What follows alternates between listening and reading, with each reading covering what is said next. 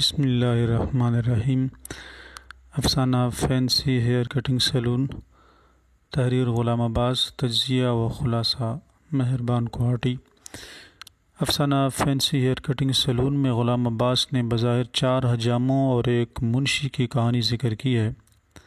یہ 5 افراد ہندوستان سے آئے مہاجر ہیں اور کام کاج کے سلسلے میں سرگرداں ہیں۔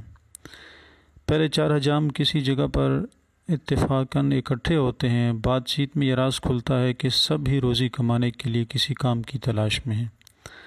مزید یہ کہ جب چاروں ہی ایک ہی پیشہ ہے تو کیوں نہ اکٹھے بال کاٹنے کا کاروبار شروع کیا جائے۔ یہ ایسی رائے تھی جس پر سب نے اتفاق کیا۔ چاروں نے کسی نہ کسی طرح اپنے لیے ضروری اوزار جمع کیے اور بال کٹوانے کے لیے کمر بستہ ہو گئے۔ انہوں نے اپنے مسائل حل کرنے کے لیے سرکار سے کسی دکان کے عطا ہونے کی درخواست بھی دی، جو کافی تگ و دو کے بعد منظور ہو گئی اور ایک بھاگے ہوئے حجام کی دکان ان کو دے دی گئی۔ دکان ملنے سے ان کی خوشی دوبالا ہو گئی۔ لوگوں کو راغب کرنے کے لیے انہوں نے نرخ کم رکھے۔ آہستہ آہستہ ان کا کاروبار چل نکلا۔ ایک دن ایک منشی نے ان سے کوئی کام دینے کی درخواست کی، جس کو انہوں نے صرف 2 وقت روٹی کے معاوضے پر رکھ لیا۔ یہ منشی بھی خود کو ایک مہاجر بتاتا تھا، اس لیے انہوں نے ہمدردی کی وجہ سے ان کو اپنے ساتھ رکھ لیا۔ وقت گزرتا گیا۔ ایک دن استاد حجام، جو دوسروں سے عمر میں بڑا تھا اور اپنے فن میں بھی طاق تھا، اس لیے سب اس کو استاد کہتے تھے، اپنے گھر والوں کو شہر میں لانے کے لیے چلا گیا اور پورے 15 دن بعد آیا۔ گھر میں کافی مسائل تھے، ان کا رونا رویا اور اپنا حصہ پورا وصول کر لیا۔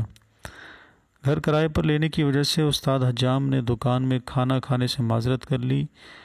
وہ اب کھانا کھانے گھر جاتا اور سوتا بھی گھر میں ہی تھا، جس کی وجہ سے اکثر صبح دیر سے آتا اور شام کو جلدی چلا جاتا، لیکن کمائی میں حصہ برابر کا حاصل کرتا۔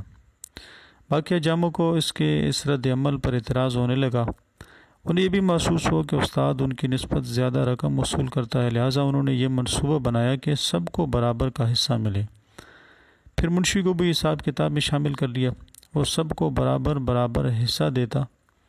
آخر استاد حجام سے یہ سب برداشت نہ ہوا۔ اس نے بے شک کام میں کم وقت لگانے کی غلطی کو تسلیم کیا، لیکن ساتھ یہ بھی جتایا کہ اس جیسا استاد ان میں سے کوئی بھی نہیں ہے۔ گاہک کی کوشش ہوتی ہے کہ وہ اس سے حجامت کروائے اور اس کی وجہ سے ہی یہاں گاہک آتے ہیں۔ استاد نے یہ تجویز پیش کی کہ ہر ایک کو مہینہ میں تنخواہ دی جائے۔ استاد کو 120 روپے، دوسرا استاد 100 روپے، تیسرا 80 روپے اور چوتھا 60 روپے وصول کرے گا۔ سب اس پر راضی ہو گئے۔ پیسے بکسے میں جمع ہونے لگے۔ مقررہ تنخواہ کی لالچ میں چاروں نے کام پر توجہ دینا کم کر دی، جس کی وجہ سے ان کے گاہک آہستہ آہستہ کم بڑھ گئے۔ مہینے بعد پتہ چلا کہ ان کی کمائی سے تنخواہوں کی ادائیگی ممکن نہیں۔ منشی نے ان کو 100 روپے قرض دیا تاکہ کاروبار چل پڑے۔ اگلے مہینے پھر کمائی کم ہو گئی۔ منشی نے کسی سے قرض لے کر ان کی تنخواہیں پوری کی، لیکن ان کا کاروبار خسارے کا شکار ہی رہا۔ آخر منشی نے ان کو ایک تجویز دی کہ تم لوگ اگر کاروبار کامیاب کرنا چاہتے ہو تو ہر ایک کی تنخواہ 20 روپے کم کرنا ہوگی۔ منشی کی یہ تجویز سن کر سب ایک دوسرے کی طرف دیکھنے لگے، لیکن زیادہ اخراجات کے عادی بننے کی وجہ سے وہ کم تنخواہ لینے پر راضی نہ تھے۔ اس پورے افسانے میں غلام عباس نے پاکستان کی ناکام معاشی منصوبہ بندی کی تصویر پیش کی ہے۔ ملک کا مقننہ، عدلیہ اور انتظامیہ سب بے حس بن چکے ہیں۔ ان کے اپنے اخراجات اتنے زیادہ ہیں کہ ملک کی معیشت دن بدن کمزور ہوتی جا رہی ہے۔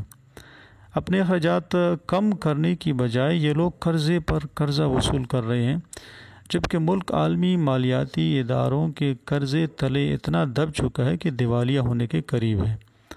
افسانے میں منشی کا کردار انتہائی گھناؤنا ہے۔ وہ اپنے بے سر و سامانی کا ذکر کر کے اپنی جگہ بناتا ہے، لیکن جب کاروبار میں مندی آتی ہے تو اپنی رقم بطور قرضہ ان کو دے دیتا ہے۔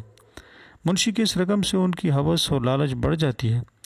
ایک دوسرے پر اعتماد نہ کرنے کی وجہ سے ٹیم ورک کا فقدان بھی ان کے کاروبار کو نقصان پہنچا رہا ہے، لیکن وہ اپنی روش نہیں بدلتے اور دکان پر قرضے کا بوجھ بڑھانے کا اضافہ کرتے رہتے ہیں۔